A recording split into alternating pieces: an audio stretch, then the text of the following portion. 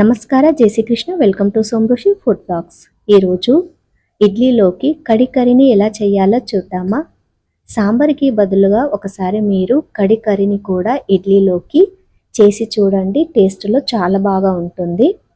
కడి curry చేయడానికి మనము ముందుగా కడాయిని వేడి చేసుకొని అందులో తగినంత నూనె వేసుకొని ఒక సగం కప్పు మునగకాయలను మరియు ఒక కప్పు దోసకాయ ముక్కలను కట్ చేసేసుకొని ముందుగానే దూరగా వేయించుకోవాలండి. ఆ తర్వాత కొంచెం పసుపు కూడా వేసేసుకొని వేయించుకోవాలి. ఇలా మనము ముందుగానే ఈ ముక్కలను వేయించుకోవడం వల్ల తర్వాత మనము కడిలో ఈ ముక్కలను యాడ్ చేయడం వల్ల వాటికి ఉన్న ఒక పచ్చివాసన అనేది ఉండకుండా మన కడిలో మంచి రుచికరంగా ఉంటాయి ముక్కలు. ఇలా ముందుగా ఫ్రై చేసేసుకొని ఆ తర్వాత ఒక 10 మినిట్స్ అలా ఫ్రై చేసేసుకోవాలండి.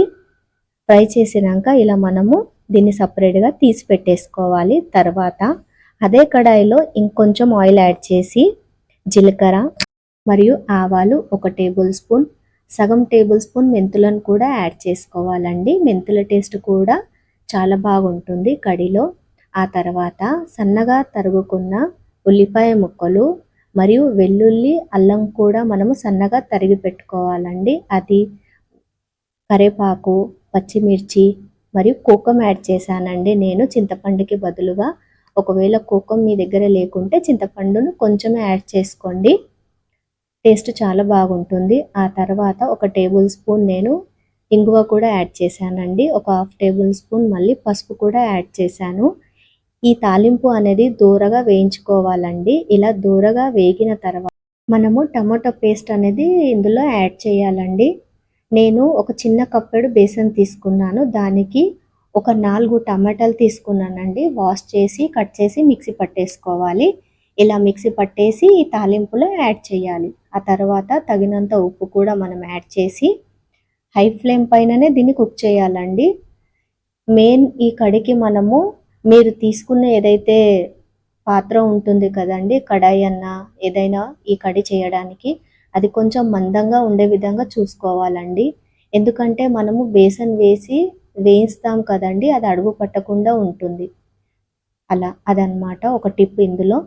ఇలా మనము హై ఫ్లేమ్ పైన టమాటా పేస్ట్ను ఉడికించాక ఆ తర్వాత 1 కప్పు బేసన్ని మనము ఇలా వీడియోలో చూపించిన విధంగా వేసుకుంటూ కలిపేయాలండి. ఆ తర్వాత గ్యాస్ ఫ్లేమ్ అనేది స్లో చేయాలి. స్లో చేసి స్లో ఫ్లేమ్ పైననే మనము ఇలా ఉండలు లేకుండా దాన్ని మంచిగా కలుపుకోవాలండి. మొత్తం బేసన్ అనేది ఆ టమాటా పేస్ట్లో కలిసే విధంగా. ఇలా మనము ఒక 10 మినిట్స్ వరకు కుక్ చేయాలండి. ఇలా కుక్ చేయడం వల్ల బేసన్లో ఉన్న ఏదైతే పచ్చి స్మెల్, పచ్చి రుచి అనేది ఉంటుంది కదండి, అది వెళ్ళిపోయి ఆ బేసన్ ఆ ఆయిల్లో ఆ టమాటాల్లో ఉడకడం వల్ల ఒక మంచి ఫ్లేవర్ అనేది, ఒక మంచి టేస్ట్ అనేది వస్తుందండి. మీరు తప్పకుండా ఈ కర్రీని ఒకసారి ట్రై చేయండి, మీకు చాలా బాగా నచ్చుతుంది. ఇలా మనము 10 మినిట్స్ ఇలా అంటే అడుగు పడుతుందండి. అందుకని ఈ కడి చేయడానికి కంపల్సరీ మీరు మందంగా ఉన్న పాత్రను తీసుకోండి. మరియు ఇలా మనము శనగపిండి యాడ్ చేశాక తప్పకుండా మీరు కలుపుతూనే ఉండాలండి. ఒక 10 మినిట్స్ మీరు కలపండి.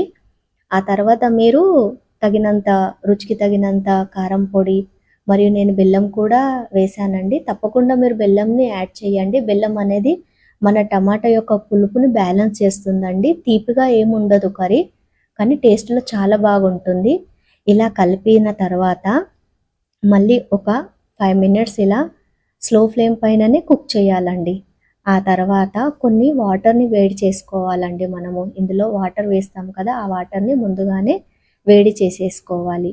ఇలా వేడి చేసుకున్నాక ఆ వాటర్ని మనము కొద్దిగా కొద్దిగా ఇలా అందులో యాడ్ చేసేసుకుంటూ కలుపుతూ ఉండాలండి. ఒకటేసారి అన్ని వాటర్ని యాడ్ చేయడం వల్ల ఏమవుతుందంటే బేసన్ అనేది ఉండలుండలుగా ఉండిపోతుంది మన శనగపిండి అనేది. సో మనం ఇలా కొన్ని కొన్ని వాటర్ని యాడ్ చేసేసుకుంటూ దాన్ని కలపడం వల్ల ఆ బేసన్ అనేది, శనగపిండి అనేది మంచిగా అందులో కలిసిపోతుంది.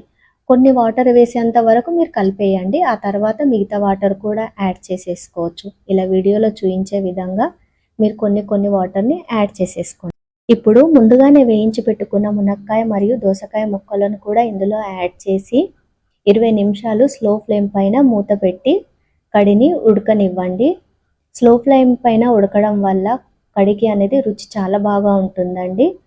తర్వాత ఒక కొంచెం డిఫరెంట్ టచ్అప్ ఇవ్వడానికి నేను ఇందులో పచ్చి కొబ్బరి తురుమును కూడా వేసానండి, మరియు కొత్తిమీర కూడా వేసాను. చూడండి, మన కడి అనేది రెడీ అయిపోయింది. సాంబార్ కూడా బాగుంటుందండి. ఎప్పుడన్నా మీకు డిఫరెంట్ స్టైల్లో కర్రీ అనేది చేయాలనుకుంటే ఇలా కర్రీని చేయండి. ఇడ్లీ కాంబినేషన్లో టేస్ట్ చాలా బాగుంటుంది.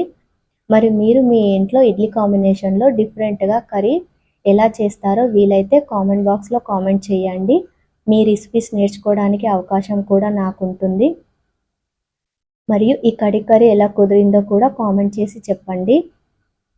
అంతే అండి, ఎంతో టేస్టీ అయిన మన ఇడ్లీ కాంబినేషన్లో కర్రీ అనేది రెడీ అయిపోయింది. రెసిపీ నచ్చితే ప్లీజ్ వీడియోని లైక్ చేయండి, ఛానల్ని సబ్స్క్రైబ్ చేయండి. మీరు చేసే లైక్ వల్ల కూడా రెసిపీ అనేది చాలామందికి షేర్ అవుతుంది. మీరు చేసే సబ్స్క్రైబ్ వల్ల కూడా మంచి మంచి రెసిపీస్ మేము ముందుకు తెచ్చే అవకాశం ఈ అమ్మకు ఉంటుంది. థ్యాంక్ యూ ఫర్ వాచింగ్ అండి.